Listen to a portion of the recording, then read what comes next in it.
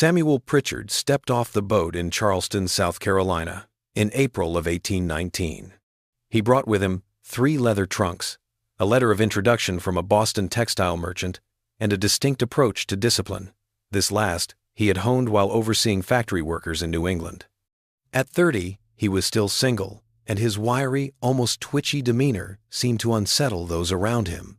His gaze, a light gray, appeared to penetrate rather than simply observe, and his hands, while not especially big, possessed a surprising strength that often caught people off guard when they shook them.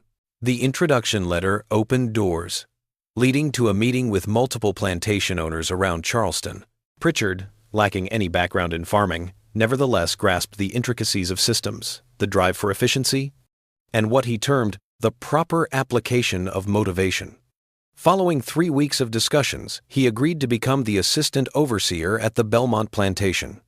Located 20 miles inland from Charleston, the plantation was a place where rice and indigo brought wealth to those who could cultivate them from the swampy lowlands of South Carolina.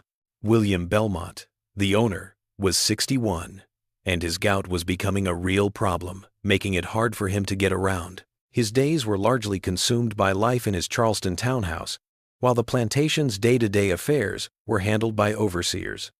Cyrus Hatch, the head overseer, had been in charge for 12 years. Belmont thought he was too soft, running things with a level of leniency that seemed excessive. Production's been down for 3 years running, Belmont told Pritchard in their last meeting. Held in a Charleston office with a view of the harbor, Hatch's familiarity with the workers is a problem. He knows their names and asks about their families. This approach isn't how discipline is maintained. I need someone who understands that a plantation is a business, not a charity. Pritchard's head bobbed, his light eyes locked onto Belmont. The gaze, however, could easily have been read as something other than excitement. Understood, sir. My experience in the textile mills taught me that productivity hinges on clarity. Clear rules, clear consequences, and clear execution are essential. Sentiment, frankly, has no role in effective management. Belmont's lips curled into a smile, a rare occurrence during the interview. I have a good feeling about this, Mr. Pritchard. Marcus was one of the 263 enslaved individuals who lived and worked at Belmont Plantation. He'd come into the world with a different name, in a village close to the shore of what the colonizers called the Gold Coast. That name, however, had been stripped away from him ages ago, to the point where even he struggled to recall how it had sounded. At 26 in 1819, he relied on the hazy recollections of his past and the assessments of those who'd been around longer to arrive at that age. Marcus had been sold 6 times, a life spent shuttling between Virginia, North Carolina, and South Carolina. Each transaction pulled him further away from any semblance of home or the idea of family. He was 7 when his mother was taken from him. He'd never known his father. A sister, perhaps, though the recollection was so hazy it could have been a figment of my mind. At Belmont Plantation, Marcus's main work was in the rice fields, a place of hard physical labor and constant risk of illness. Growing rice required standing in water for long periods, managing a complex system of dikes and drains, and planting and harvesting in conditions that encouraged mosquitoes and disease. The rice fields claimed many lives during that initial year. Marcus had made it through 8. He was the quiet one, the one who blended in. Among the others, he was known for keeping his distance, for not stirring the pot. He understood, perhaps better than most, that staying alive often meant being invisible. He wasn't the toughest, nor the most fragile. He wasn't the one who pushed back the hardest, nor the one who always went along. He inhabited that in-between realm, where men sought to blend in, to navigate their lives without drawing the gaze of those who controlled their fates. He had acquaintances, if you could call them that. Ruth, an older woman, had taken him in when he first got there. She'd shown him the ropes, the unspoken guidelines for making it at Belmont. Joseph, a man approaching 60, spun tales in the evenings. He recounted places he'd visited and people he'd encountered. These stories, perhaps factual, or perhaps intricate fabrications, served to make the present a little more tolerable. Thomas, a younger man, toiled alongside him in the rice fields. He had a knack for making him chuckle, even when the world seemed bleak. Marcus possessed a rare skill. He could read. His initial owner in Virginia was a widow, a woman who instructed her own children in the alphabet. Marcus, then a servant in the household, observed and absorbed, teaching himself in private. The information was perilous. The threat of harsh punishment loomed over enslaved individuals caught with a book, so he kept his reading a secret. Yet, in the quiet hours, he'd find himself drawing letters in the dust of his cabin, a private ritual. It was a way to practice, to recall, to hold on to that small, essential piece of himself. Samuel Pritchard's arrival at Belmont Plantation on a warm May morning found Marcus among the field hands, gathered for inspection. Cyrus Hatch orchestrated this. He wanted the new assistant overseer to get a first-hand look at the workforce, to grasp the realities of the people he'd be overseeing. Hatch was a big man, his skin etched by countless days under the sun. His face could be stern when the situation demanded it, though more often than not, it simply appeared weary. Pritchard moved deliberately along the row of workers, his gaze assessing each individual as if he were inspecting a piece of equipment. His gaze drifted, resting on some faces, skimming past others. He spoke, his voice flat and devoid of feeling, posing questions now and then. He halted when he got to Marcus. "What's your name?" "Marcus, sir." "How long have you been here?" 8 years, sir." "And what do you do?" "Rice field, sir." Pritchard regarded him, his gaze lingering. His pale eyes traveled from Marcus's face to his hands, then to his stance, before returning. "Make eye contact when you're talking." Marcus looked up. Pritchard's stare was unnerving, a focused intensity that felt like an attempt to penetrate Marcus's mind, to read his very thoughts. Pritchard paused for a moment, then gave a single nod before moving on. That night, as they sat outside the cabins, eating their meager rations, Marcus brought up the meeting with Ruth. The sky's hue shifted, a slow transition from blue to a rich purple. Far away, a voice, low and tinged with sorrow, drifted through the air, singing a work song. "That new overseer," Marcus remarked. "Something's off with him," Ruth said, glancing up from her bowl. "Wrong how?" Marcus repeated, his voice low. "I don't know.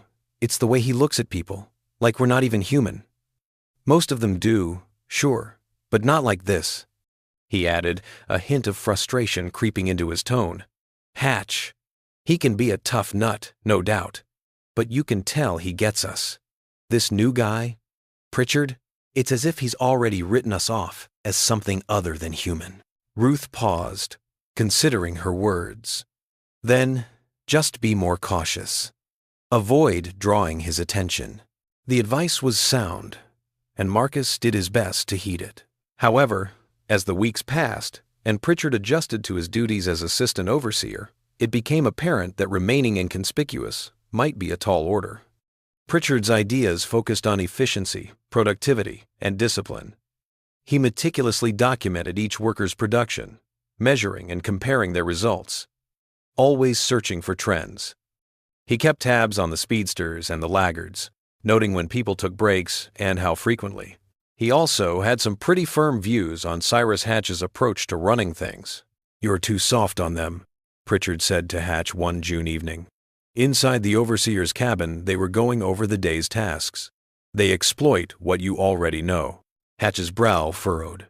"I've been at the helm of this plantation for over a decade. Things were humming along just fine, but the past few years have seen a downturn. It's the soil, not the workforce, that's the culprit."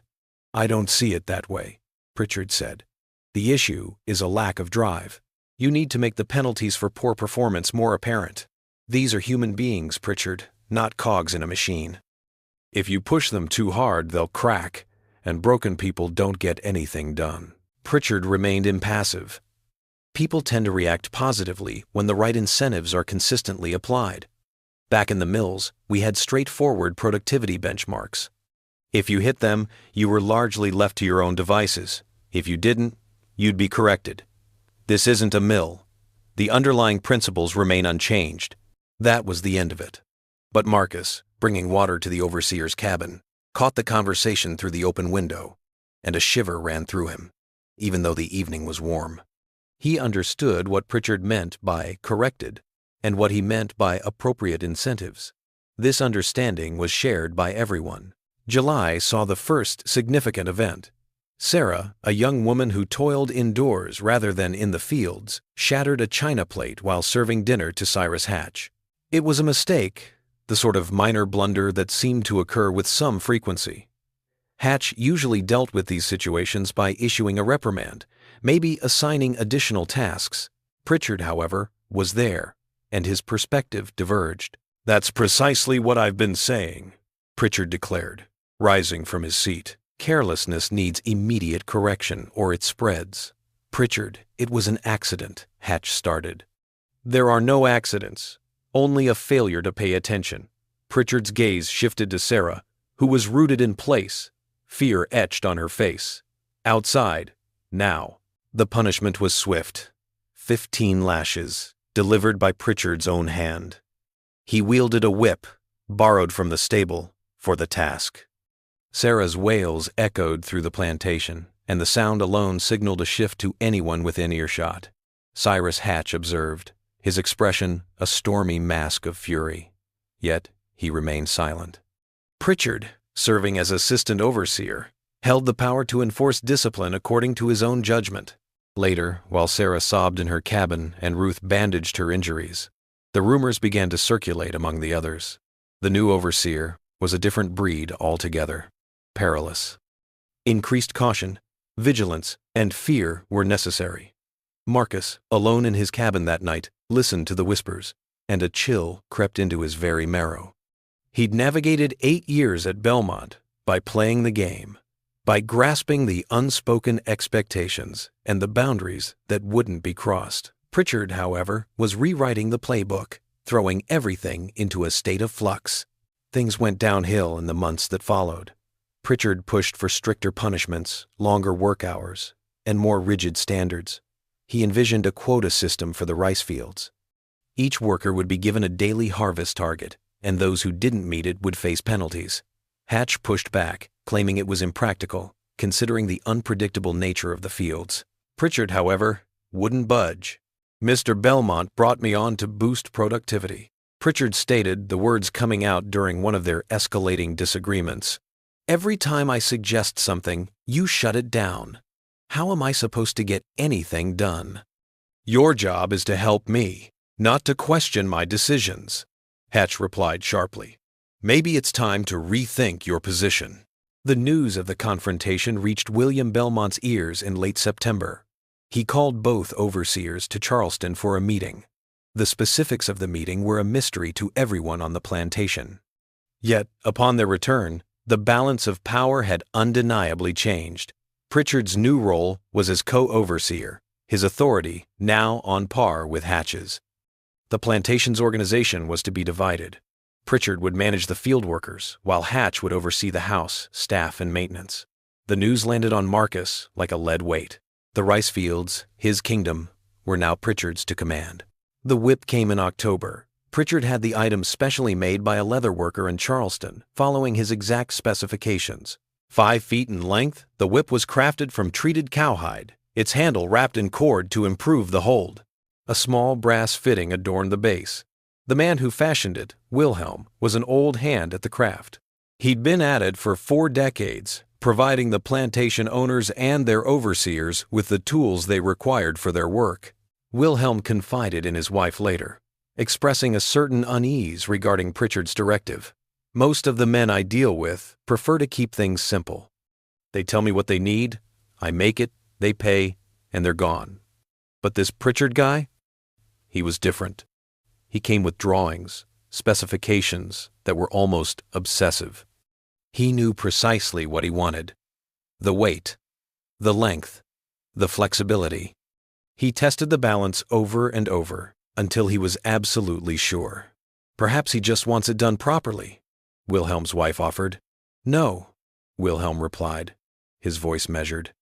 The goal wasn't perfection. The focus was on creating something specific, similar to an engineer designing a tool for a particular job. Honestly, it made me feel uneasy. The whip first appeared on a Thursday morning in October. David, a man, was accused of intentionally dragging his feet while working in the rice fields. The truth of the accusation was irrelevant. Pritchard had already made up his mind. He would make an example of the situation. The punishment took place right in the middle of the work area, and every field worker had to halt what they were doing and observe. 20 lashes. Pritchard's method was systematic, with each blow delivered with the same strength and at the same interval, like a clock's steady tick. His face remained impassive. His demeanor was flat, devoid of any visible emotion. No anger, no fervor, not even a hint of genuine interest. He was just doing what had to be done. Marcus observed the scene, his expression a mask, his fists tight at his hips. He'd witnessed beatings before. They were a constant presence on the plantations, as familiar as the weather. But this felt different. The former overseer, when he resorted to the whip, did so out of rage, out of exasperation. In those fleeting instances when he lost his grip, Pritchard handled it with the quiet skill of a master, and that, somehow, was far more unsettling than any display of anger. Once the ordeal was over, and David had been whisked away for treatment, Pritchard set about cleaning the whip. He used a cloth, scrutinizing the braided leather for any imperfections. He then hung the painting on a hook outside his cabin, ensuring it was visible to all. It would remain a constant presence for anyone who happened to walk by for the next 7 years. The trend became apparent almost immediately. Pritchard's field operations ran like clockwork, and he wielded the whip to keep things that way. Anyone who didn't meet expectations, showed any sign of disagreement, or made even a small mistake, could expect to face the consequences. Pritchard kept careful records in a leather-bound ledger. Each entry included the date, the person's name, the offense, the number of lashes given, and his observations of any changes in behavior afterward. Marcus sidestepped the lash. For nearly a year, he toiled away, keeping his own counsel, hitting every target, and remaining largely unnoticed. He observed the pain it caused others. Thomas got 15 lashes, supposedly for stealing food. The truth? He'd simply taken an apple that had dropped from a tree.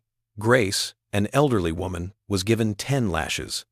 Her punishment stemmed from her tardiness in reaching the fields, a delay caused by tending to her ailing grandchild. Benjamin, a young man, was given 25 lashes. The punishment stemmed from his response to Pritchard. The words in question?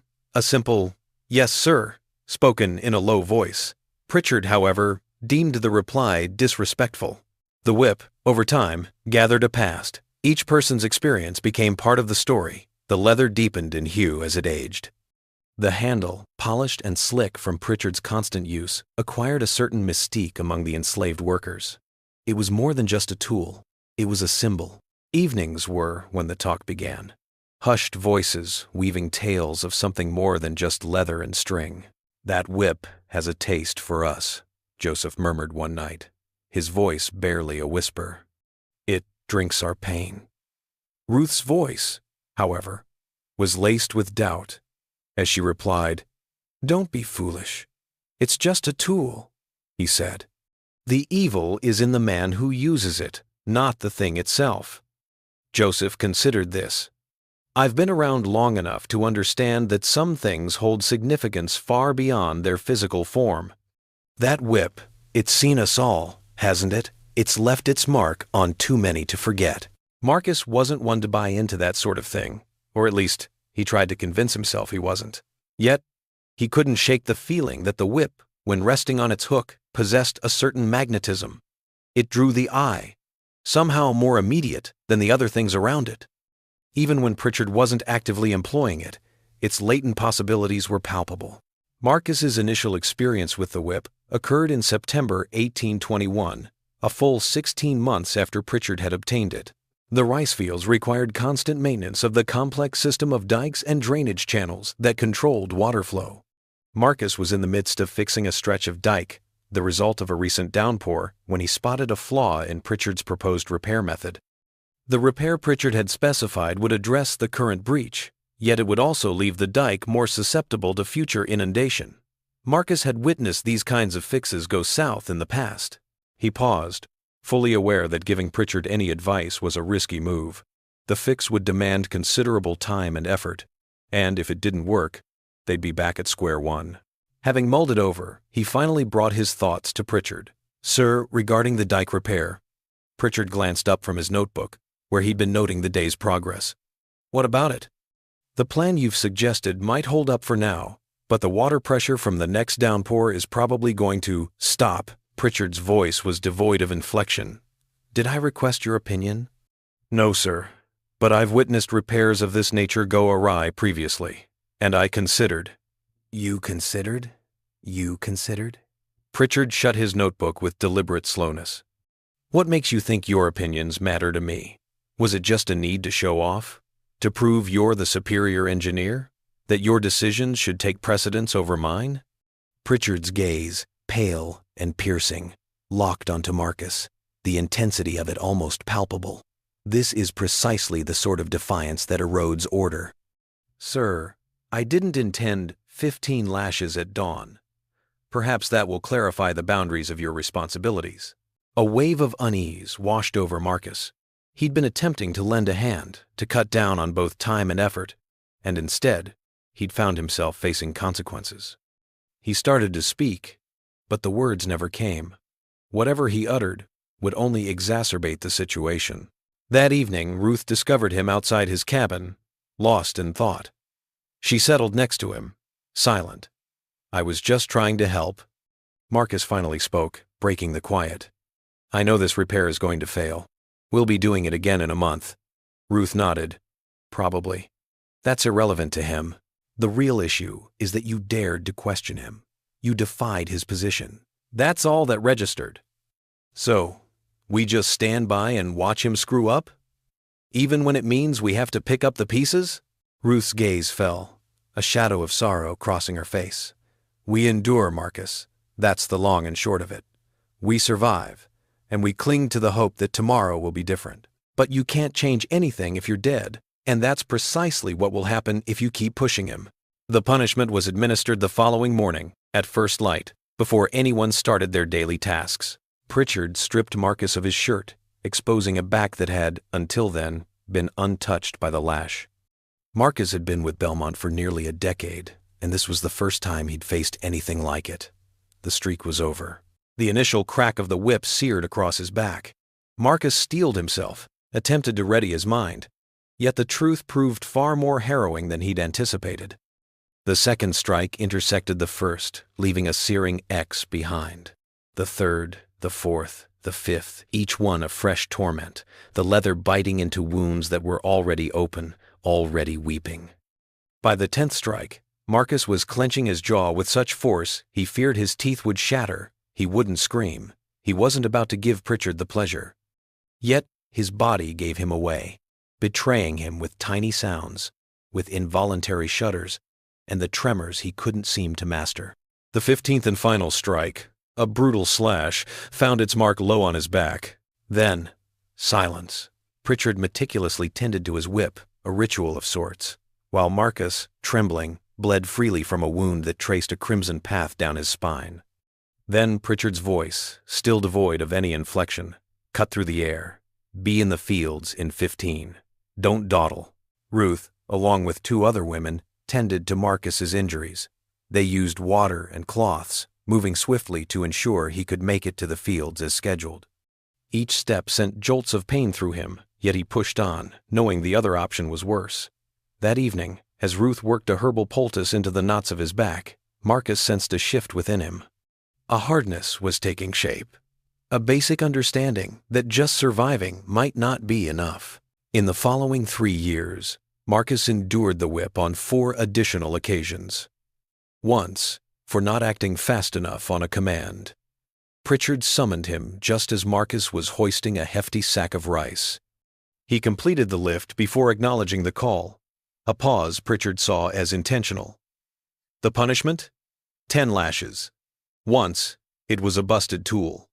The rice-cutting blade's handle broke, a frequent occurrence with aging tools. Pritchard, however, held Marcus responsible, claiming he'd exerted excessive pressure. The punishment? 12 lashes. I remember once, I helped an older man, Samuel, who had collapsed from heat exhaustion while working in the fields. Pritchard believed that Marcus's help to Samuel implied that Samuel couldn't do his assigned work, which undermined discipline. As a result, Marcus received 15 lashes, and then, inexplicably, once more. Pritchard summoned him one morning. A simple command that led to his being taken to the punishment area. There, without a word of explanation, he received 8 lashes. When it was done, and Marcus, dazed and smeared with blood, stammered a question about his supposed transgression, Pritchard's gaze was a frigid one. Preventive correction, he stated flatly. I've observed a minor dip in your output this week. Following that 4th lash, the whip started to haunt Marcus's dreams. In his dreams, it acted of its own accord, unbound by Pritchard's control. It would slither, a serpent in the grass, then snap, a bolt from the blue, hunting him relentlessly, no matter how well he thought he was concealed. He'd rouse in the blackness, his spine protesting the familiar pain of past injuries, and then he'd just lie there, wondering if he'd finally cracked. He wasn't alone in his aspirations, though.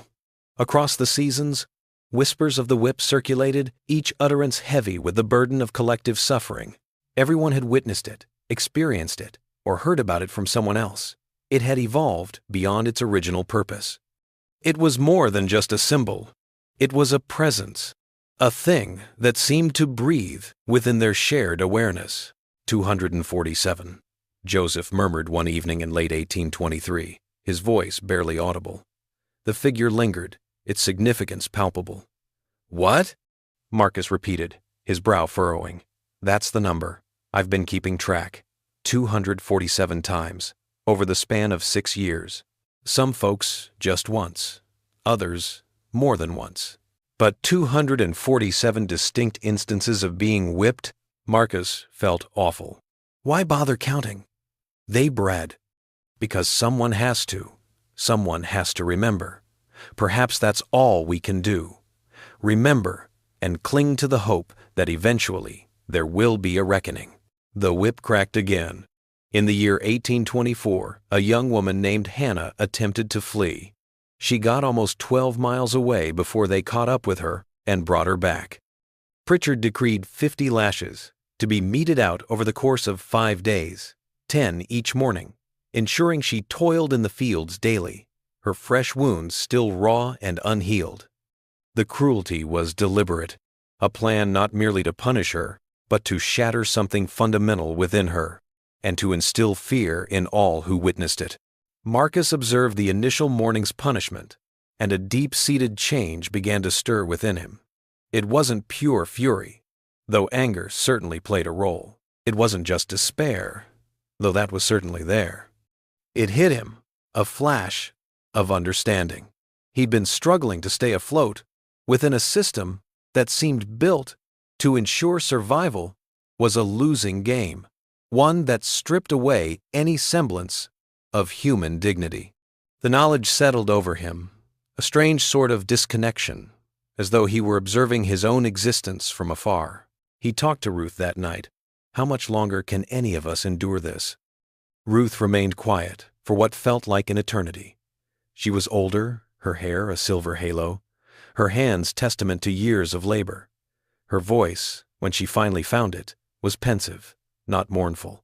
Some people endure it until the end. Others, unable to bear it any longer, succumb sooner. And some people, she paused, then gave a slight shake of her head. I can't fathom what some folks are thinking, Marcus. I've been around for 59 years, and I'm still stumped.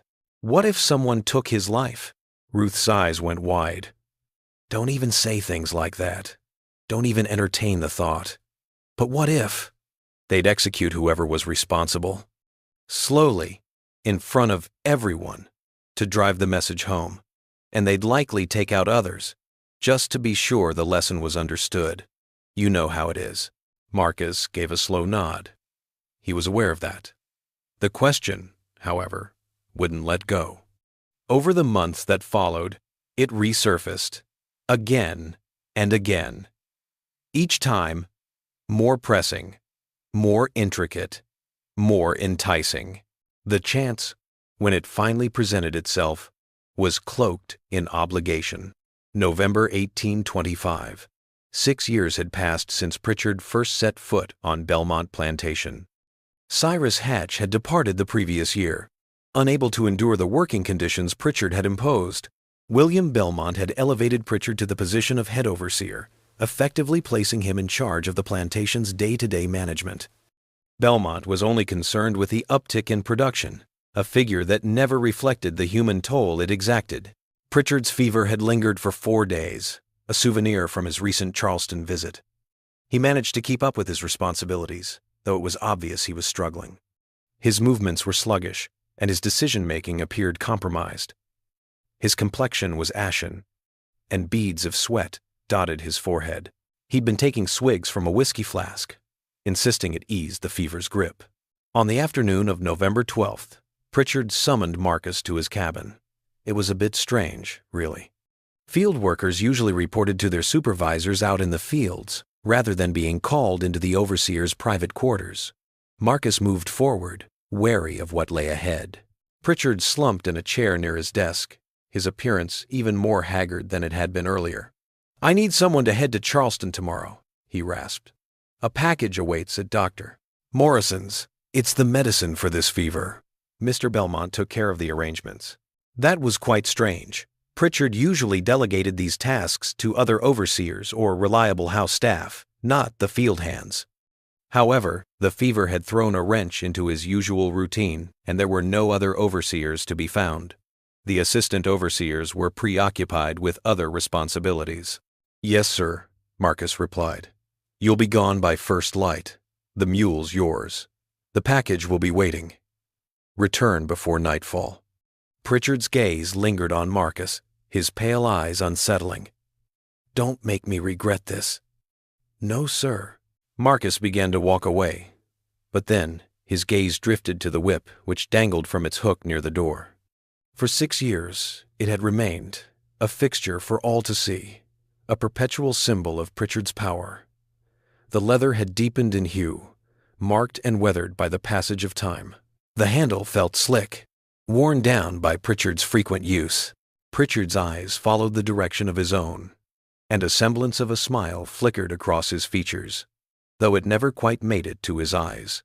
"That whip's taught a lot of folks a thing or two," he muttered, his words thick with the effects of both fever and whiskey. "Including you, if memory serves. How many times was it? 5? 6? He appeared to find this quite funny. "I sometimes lose track. There are just so many lessons to impart." Marcus felt a flush creeping up his neck, though he managed to keep his face impassive. "Understood, sir." "You know what's interesting?" Pritchard went on. His words, possibly fueled by a combination of illness and alcohol. "I've kept meticulous records. Every punishment meted out, every individual involved, the precise count of lashes administered. It's all meticulously documented in my ledger. Do you understand why?" "No, sir." "Because discipline demands consistency. You can't be capricious. You need rules, standards, and above all, documentation. That's the difference between effective management and simple brutality." He waved a hand toward his desk, where the leather-bound ledger lay. "A comprehensive record exists, a full account of everything." Marcus remained silent. What could be said? The fact that Pritchard documented his actions carefully doesn't lessen the horror of what he did. The use of systematic methods in brutal actions didn't make them acceptable. The thoughts festered, a silent, volatile presence. "Go on, then," Pritchard said, a wave of his hand dismissing the matter. "Recall the morning. Be prompt." That night, sleep eluded Marcus. He was stretched out on his pallet, the darkness pressing in, and his thoughts were a storm. Tomorrow's journey to Charleston was a departure from the usual. It meant a respite from the plantation, a chance to be away from watchful eyes, a break in the everyday. It was the sort of chance that people fantasized about, the kind that could offer a way out. He'd witnessed the consequences of being caught, though. The punishments were designed to be worse than death, meant to be examples that would haunt the survivor's dreams. The odds of getting away were stacked against him, especially considering he was a lone traveler, riding a borrowed mule in the glaring sun, utterly without means or a clear plan. And yet, his thoughts kept circling back to the whip, its leather still hanging near Pritchard's door. He couldn't shake the image of the ledger, the record of years spent inflicting suffering. nor the overseer's insistence on education and discipline. And then there was the fever. The overseer confined to his cabin. His body weakened. His mind dulled. A notion took root, so perilous and improbable that Marcus nearly brushed it aside at first. Yet it persisted, refusing to be ignored. In the stillness before the sun's first light, it took shape, evolving into something more intricate, more plausible, and more horrifying. As dawn's first light crept over the horizon, Marcus knew what he had to do. The Charleston trip unfolded precisely as we had envisioned. Marcus picked up the medicine from Dr. Morrison's office. It was a tincture, contained in a brown glass bottle, sealed with a cork. The physician didn't pry, and Marcus offered nothing. He consumed the meager provisions he'd packed, gave the mule a drink, and set off on the return trip. Instead of heading straight back to the plantation, he veered off course, cutting through a thicket of trees bordering the Edisto River. He moved fast, and soon enough, he had it. A sturdy branch, about the same length and heft as Pritchard's whip. He removed the smaller branches and bark, laboring until the surface was fairly even. It wouldn't hold up under scrutiny, of course. But in the shadows, from afar, it could potentially fool someone. He swathed the branch in a strip of his shirt, then tucked it away in the underbrush. It was hidden near a path that ran between the fields and Pritchard's cabin, a place he could easily locate once night fell. He resumed his journey toward the plantation. Pritchard sat on the cabin steps, bracing against the evening's cold. He appeared unwell, though his eyes held a keen, wary gaze. "You took your time," the officer said.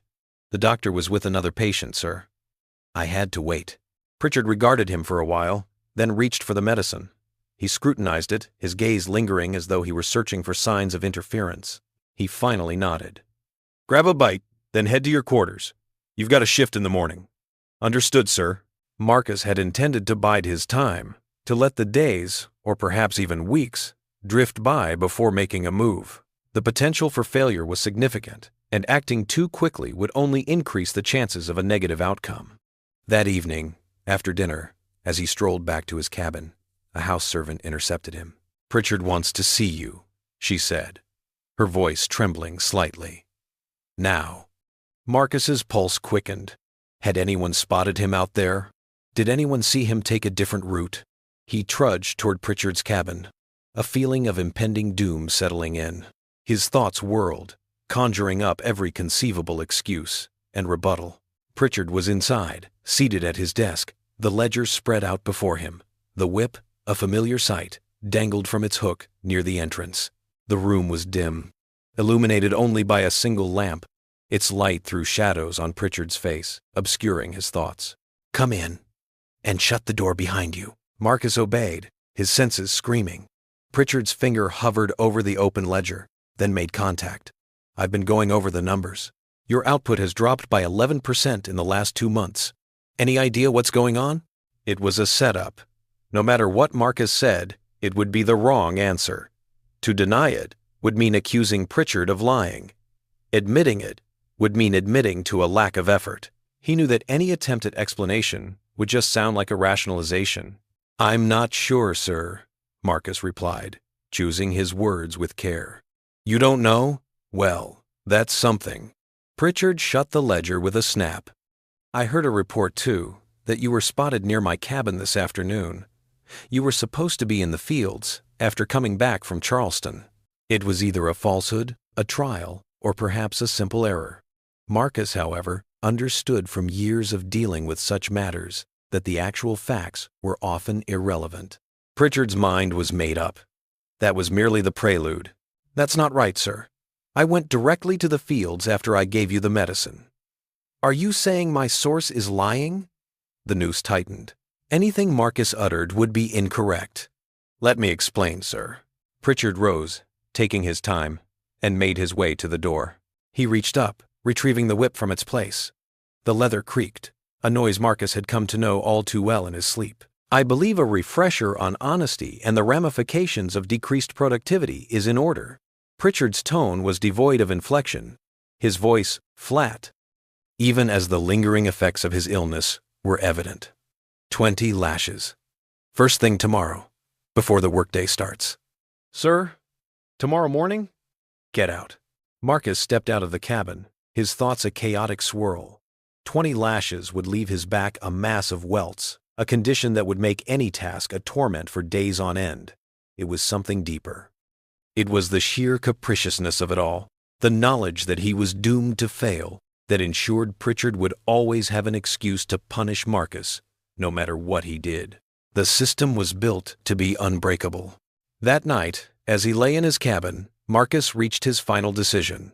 He'd been mulling it over, weighing the options, and second-guessing himself. But Pritchard's declaration had settled the matter. He had to move, and fast. The time for action was now, before the punishment tomorrow, before the inevitable weakening and pain. He bided his time, holding out until the darkness was complete, and the plantation had succumbed to its restless nocturnal stillness. The moon, nearly full, cast a bright glow, illuminating the landscape. Yet, the shadows it created were deep, concealing any motion. Marcus got up from his makeshift bed, trying not to make a sound so he wouldn't disturb the other men in the cabin. The November air outside was a chill, a dampness that clung to everything. The river's voice, a distant murmur, reached his ears. The water's journey over stones, a constant, soothing presence. A solitary owl hooted from the depths of the woods. Marcus slipped through the darkness, employing every stealth technique he'd mastered over a decade of practice, striving to remain unseen. He pulled the concealed branch from its hiding place, ensuring it remained undetected and untouched. His heart raced, a frantic drumbeat that felt like it would echo through the woods, and he made his way toward Pritchard's cabin. The building's interior was shrouded in darkness, save for the dim light of a solitary lamp flickering within. Marcus could hear Pritchard's ragged breaths, the restless sounds of a man battling a fever. Even in the throes of sleep, he stood by the door, his breath shallow, straining to hear. The whip dangled, ready for use, from its hook. Marcus lingered, his hand hovering just above the leather, a long moment passing before he moved. The time had come to choose. Once he took the whip, there was no turning back. The ripples of every subsequent event would originate from this single point, this decision. He recalled the welts that marred his back, the legacy of the whip and the man who had used it. He couldn't shake the image of Hannah, her spirit shattered after the failed attempt to flee and the punishment that followed. He considered Joseph's tally, 247 distinct lashings administered over a span of 6 years. He thought about the systematic documentation in Pritchard's ledger, the careful records of suffering inflicted with mechanical precision. He considered the reality. Tomorrow morning, the whip would bite into his skin once more for the 6th time, and then a 7th, an 8th, a 9th. The cycle would persist until he either succumbed or circumstances shifted. He gripped the handle. The whip felt surprisingly warm against his skin, even with the chill of the night wrapping around him. For a fleeting, almost insane instant, Marcus thought he felt it thrum in his hand, as if it were a living thing, reacting to him. The feeling was so unexpected, he nearly lost his grip. He didn't, though. He took it down gently, the leather unfurling as it did. It felt more substantial than its appearance suggested.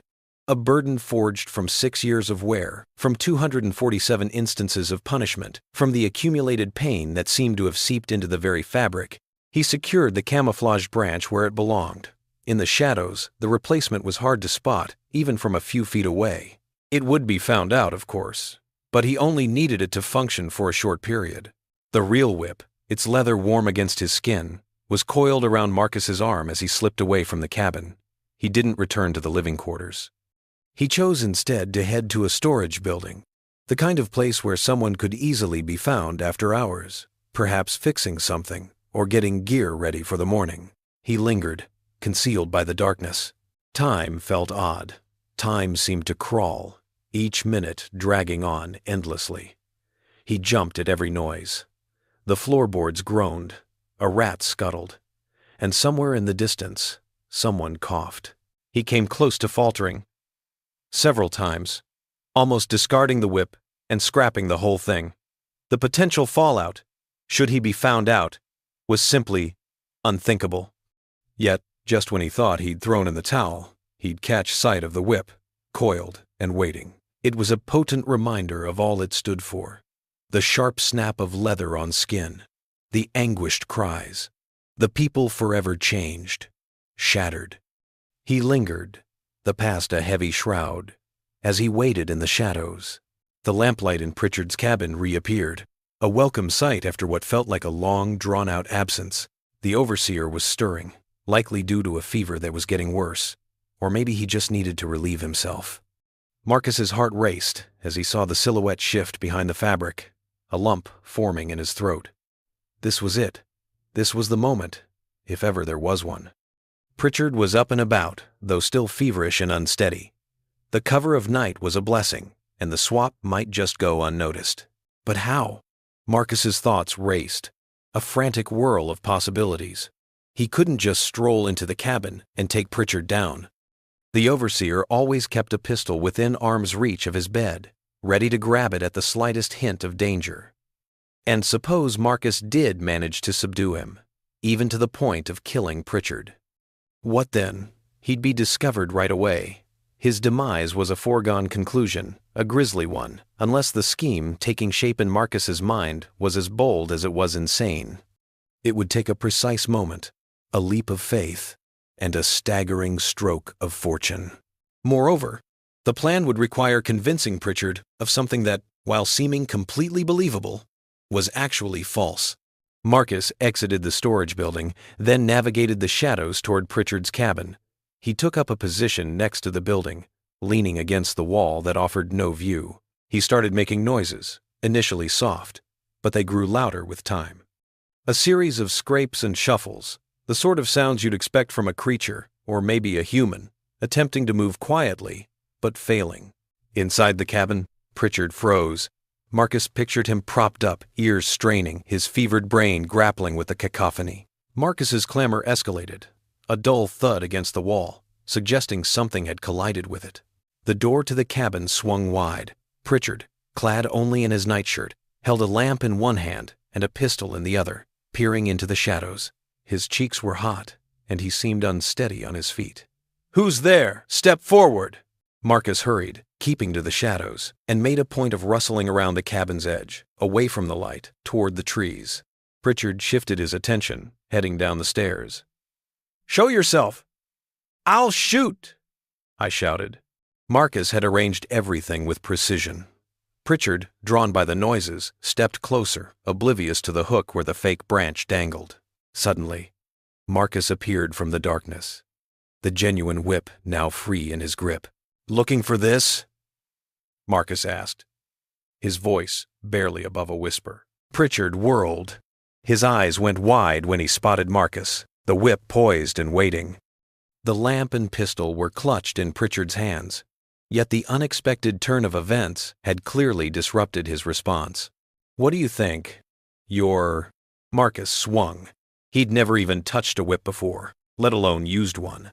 His initial try was awkward. The leather snagged on Pritchard's wrist rather than connecting as intended. Still, it worked. Pritchard dropped both the lamp and the gun.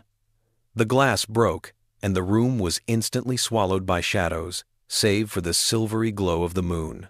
Pritchard's body surged, desperate to grasp the fallen gun.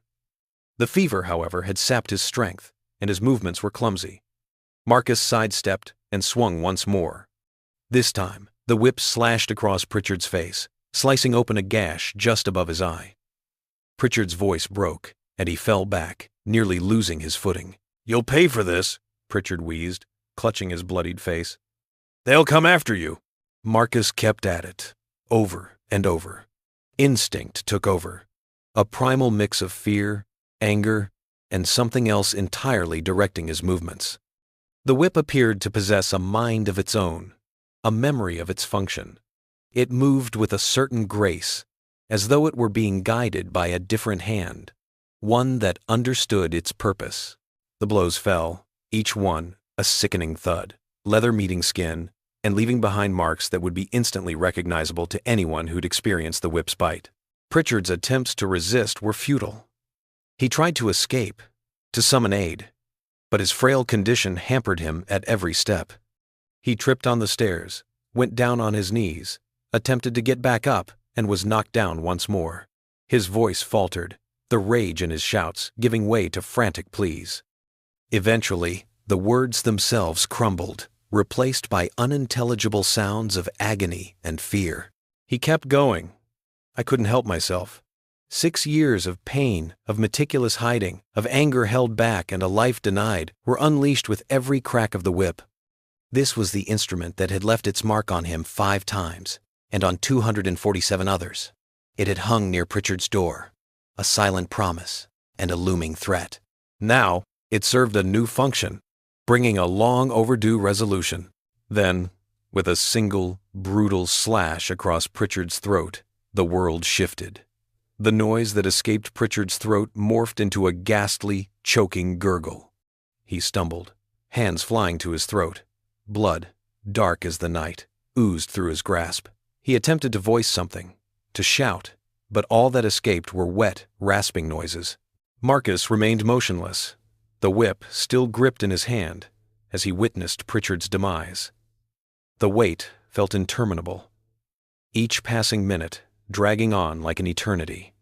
Pritchard's form spasmed, his legs flailing in a futile dance, his hands, desperate, clawed at the damage done to his throat.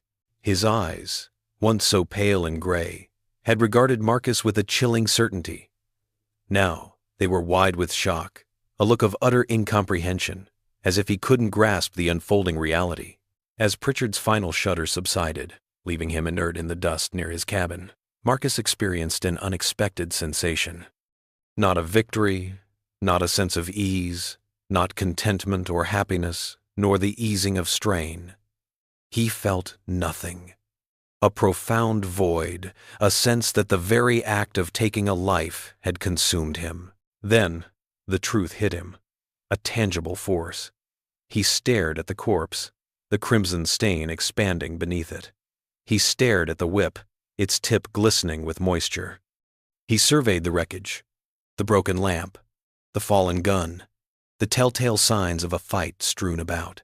He surveyed the plantation, a stillness settling over it, the darkness wrapping around the trees. It was quiet now, but the place would soon stir, and the truth would be revealed. What had he done? What was he even thinking? The situation was inescapable. It's impossible to fix. There was no way out, really. His future was a grim certainty. Death, most likely preceded by a brutal display meant to terrify anyone who might think of following in his footsteps. Even as the panic threatened to consume him, a different part of his mind functioned with an unsettling lucidity. To make it through the next 60 minutes, and even consider getting out of this mess, he had to keep his head straight. A plan was essential. He needed to act quickly and decisively. The initial task was to conceal the act, to make it appear as though something other than a killing had occurred. Marcus hurried, battling his own disgust as he reached out to Pritchard's lifeless form. He studied the injuries, pondering their possible origins. Under the pale glow of the moon, he set about reorganizing. He arranged the body to suggest Pritchard had tumbled down the cabin steps. Maybe he'd been drawn out by the noises Marcus had made, or maybe he'd simply lost his footing in a delirium. The whip marks were primarily on the upper body and face. This pattern could align with a fall, perhaps down the stairs, where the whip he was holding could have caused the injuries. The throat wound was the real issue, of course. Marcus, however, placed a bloodied rock close to the corpse, implying Pritchard had fallen onto it. It wasn't flawless. A closer look would likely expose discrepancies. Yet in the shadows, coupled with Pritchard's fever and the shattered lamp hinting at confusion, the story could be plausible enough to sow seeds of uncertainty. Doubt was Marcus's only requirement. He didn't need to know for sure it was an accident. He just needed enough ambiguity to keep anyone from jumping to the conclusion of foul play right away. He turned his attention to the pistol. He cleaned it off and then set it down, as if it had slipped from Pritchard's grasp during a tumble. He didn't bother to pick up the broken lamp. That part of the tale, it turned out, was accurate. Pritchard had indeed been the one holding it. Marcus took a long look in the mirror, His clothes bore a few bloodstains, nothing excessive. Pritchard's body and the surrounding earth were both stained with blood. Even so, the potential consequences were simply too great to ignore. He shed his clothes in a hurry, stuffing them into a compact ball. Then, he buried the bundle beneath the cabin, covering it with dirt and leaves for the time being. He'd have to get rid of them eventually, but for the moment, they had to be hidden. Standing exposed beneath the moon's pale gaze, his skin prickling with a mix of chill and the aftershocks of fear, Marcus understood he was clutching the whip. It was the very tool of so much pain, now turned against the man who had once used it. He couldn't just abandon it. The evidence, and the unsettling feeling it stirred, made it seem wrong to leave it near Pritchard. It felt like it was meant to be there. He hurried toward the Edisto River, his feet sometimes faltering in the shadows. His thoughts were a whirlwind, still processing the events that had just unfolded and the actions that lay ahead. He paused at the riverbank, staring at the whip he held. The leather bore the marks of a violent encounter. The handle felt warm, a remnant of his touch. For a fleeting, illogical instant, Marcus imagined he sensed a pulse, a subtle recognition of the events that had unfolded, a quiet sense of completion. He launched it, aiming for the farthest reach of the inky water. Gone in an instant, consumed by the river's flow, vanished. Marcus lingered on the riverbank, trembling from the chill and the aftershocks of his actions, struggling to comprehend the enormity of what had just transpired. He willed himself to take a step. He headed to the storage area for field workers' spare clothes, rifled through the racks, and grabbed whatever seemed close enough. Then, he changed in a hurry. He then got rid of his bloodied clothes, incinerating them in the dying embers of the evening fire, and dispersed the ashes. The trek back to the barracks felt like an eternity to Marcus. Each shadow felt like it was keeping a secret. Each noise was a person who'd learned the truth. Yet the plantation itself stayed silent, oblivious. As he arrived at his cabin, Ruth was already there, just inside the threshold. Her gaze lingered on him in the dim light, and then she asked, "What happened?" Marcus started to speak, then fell silent. What was there to say? How could he possibly articulate his actions, the reasons behind them, and the emotions coursing through him at this moment? "I heard sounds," Ruth said, her voice barely above a whisper. "From the direction of Pritchard's cabin, and you'd vanished from your pallet." She hesitated. "Please tell me you didn't do what I think you did." "I can't say that." Ruth shut her eyes for a moment, her expression a blend of apprehension and what could only be described as acceptance. She opened her eyes, fixing her gaze on Marcus. "Did anyone catch you?" "I don't believe so." "You don't believe so, or, you know, I took precautions, but I can't be absolutely sure." Ruth's head bobbed. A deliberate movement. She approached Marcus's pallet, scrutinizing it before turning her gaze back to him. "Then we have to assume you weren't spotted. You were here the entire night. You were unwell, convalescing, your back still aching from the last time Pritchard laid into you." "Ruth, you don't have to. Do you understand?" "Yes. Good. Now, lie down. Try to get some sleep. Whatever comes tomorrow, comes. But tonight, you rest." But Marcus couldn't find peace. He was on his pallet, the darkness wrapping around him, and his thoughts wouldn't let go of the memory.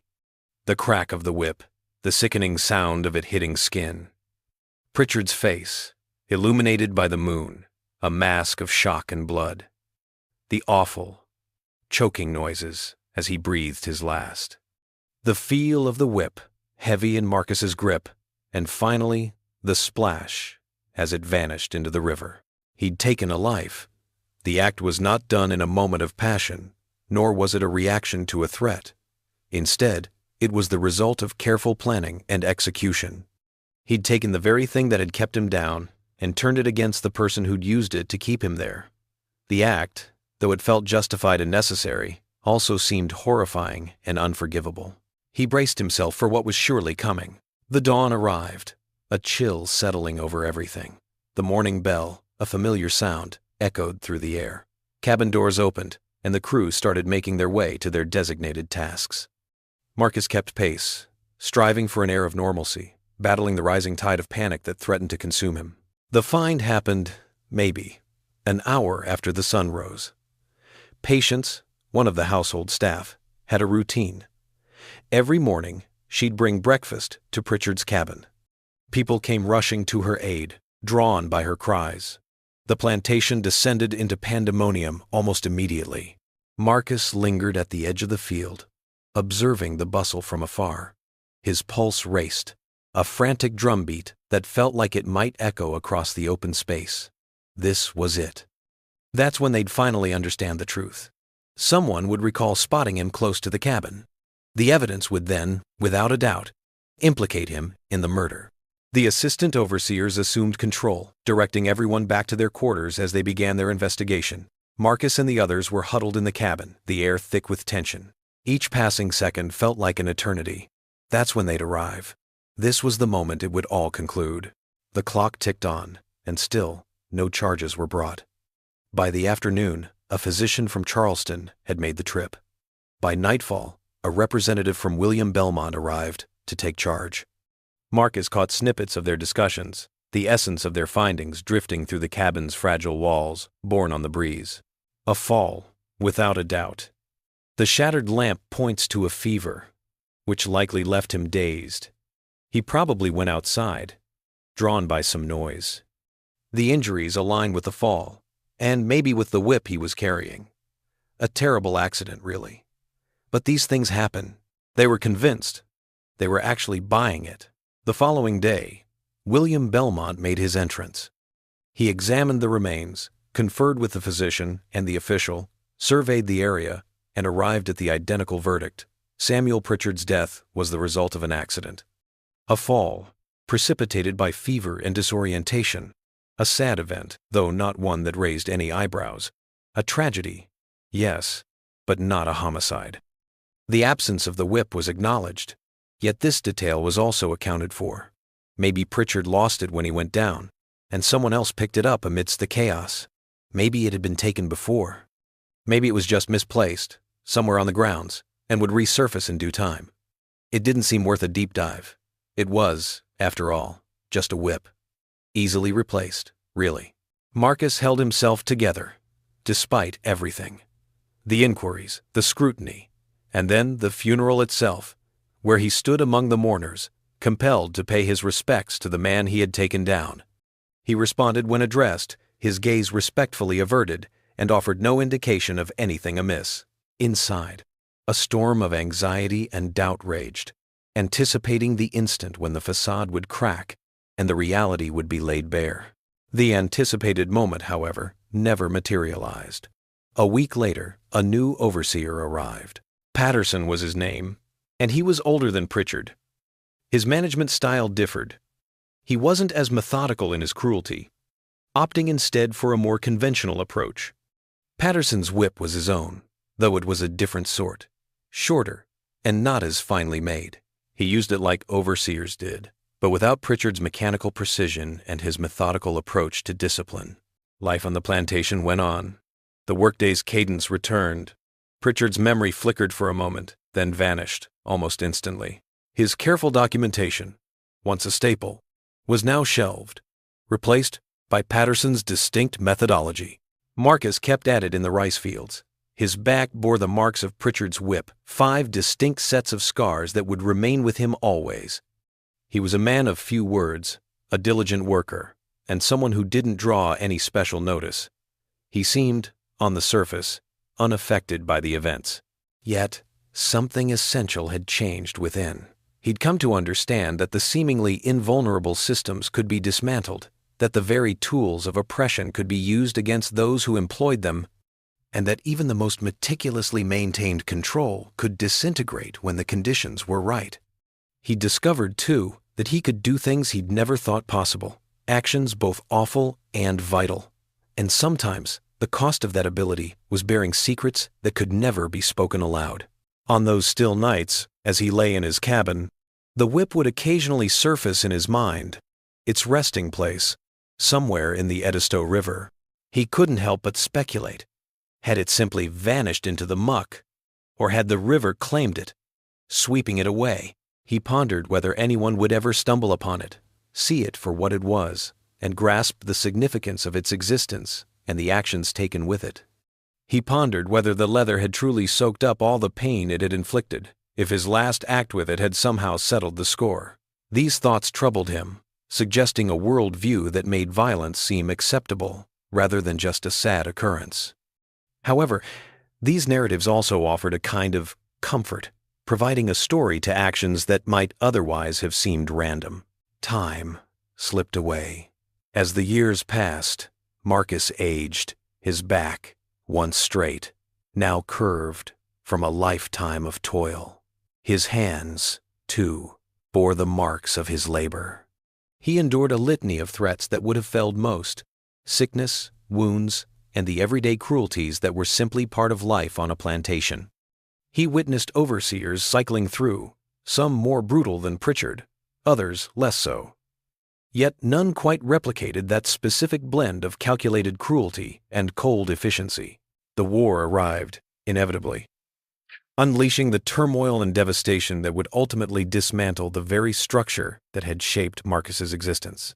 That, however, is a different narrative, best left to the annals of the past, not the focus of this account. The tale concludes in November of 1825 with a whip submerged in a South Carolina river and a man who discovered that some things hold significance beyond their mere existence.